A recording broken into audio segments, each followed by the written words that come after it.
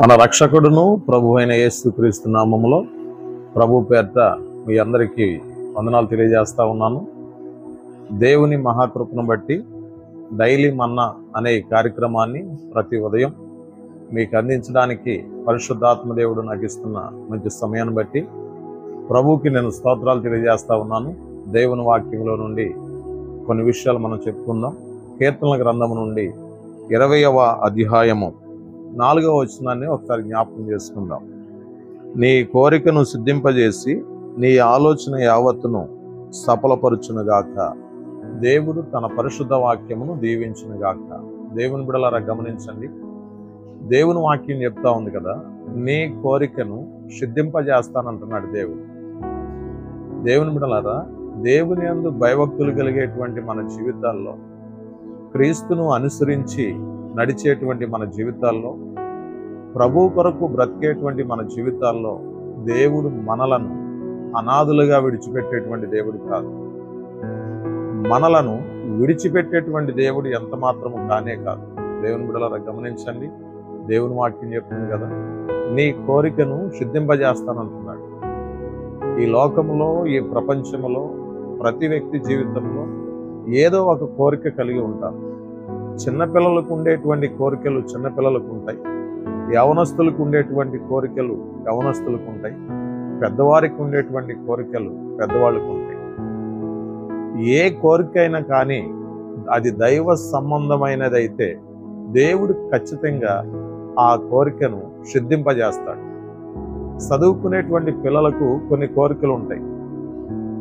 మంచి విద్యాభ్యాసమును అభ్యసించి మంచి ఉద్యోగం చేయాలని ఒక కోరిక ఉంటుంది. లేక పరీక్షల్లో మంచి మార్కులు రావాలనే ఒక కోరిక కలిగి ఉంటాం. దేవుని బిడ్డలారా, అటువంటి కోరికే నీ జీవితంలో తీర్చబడాలి అని అంటే దేవుని సన్నిధిలో నీవు ప్రార్థించాలి.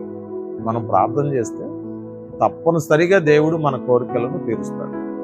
చాలా మంది తల్లిదండ్రులు ఉన్నారు కదండి, వారి పిల్లలు ఉంటారు. చాలా మంది కుమార్తెకి వివాహం చేయాలని ఆశపడతా ఉంటారు, కోరిక కలిగి ఉంటారు. మంచి సంబంధాలు రావాలని, మంచి వరుడు రావాలని, మంచి కుటుంబానికి కుమార్తె ఒక గృహిణిగా వెళ్ళాలని చాలామంది తల్లిదండ్రులు కోరిక కలిగి ఉంటారు. దేవుని బిడ్డలారా గమనించండి, మీ కుమార్తెకు మంచి సంబంధం రావాలన్నా, నీ కోరిక తీరాలి అన్నా, మంచి గృహిణిగా ఆ బిడ్డ సిద్ధపరచబడాలి అన్నా, తల్లిదండ్రులుగా నువ్వేం చేయాలో తెలుసా? నీ కుమార్తె కొరకు ప్రార్థన చేయవలసినటువంటి అవసరం ఎంతైనా ఉంది. చాలామంది తల్లిదండ్రులు వారి కుమారుడికి వివాహం చేయాలని ఆశపడతా ఉంటారు. అంతే కదండి, కుమారుడికి ఉద్యోగం రావాలని ఆశపడతా ఉంటారు. అనేక సందర్భాల్లో అనేక కోరికలు కలిగి ఉంటారు.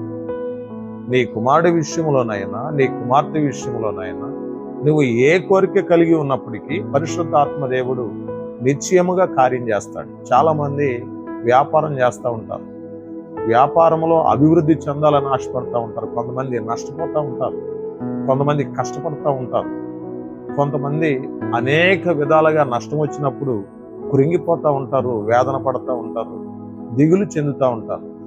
ఇటువంటివి ఏమీ లేకుండా ఉండాలి అని అంటే, వ్యాపారంలో అభివృద్ధి చెందాలి అన్నా, వ్యవసాయంలో అభివృద్ధి చెందాలి అన్నా, నీ చేతుల కష్టార్జితం ఫలించాలి అన్నా, ఒక అద్భుతమైనటువంటి ఆశీర్వాదం నీకు కలగాలి అన్నా, నీ కోరిక అంత తీరాలి అంటే, దేవుని బిడ్డలారా, దేవుని వాక్యం చెప్తుంది కదా, దేవుని సన్నిధిలో నీవు ప్రార్థించవలసినటువంటి అవసరం ఎంతైనా ఉంది.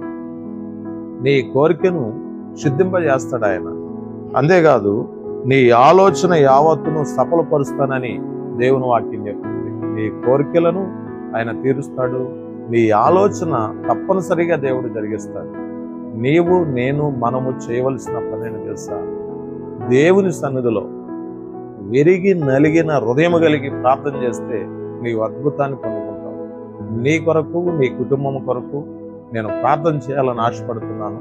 మీరు ఎక్కడ ఉన్నా దయచేసి తలలు వంచండి, ప్రార్థన చేసుకుందాం.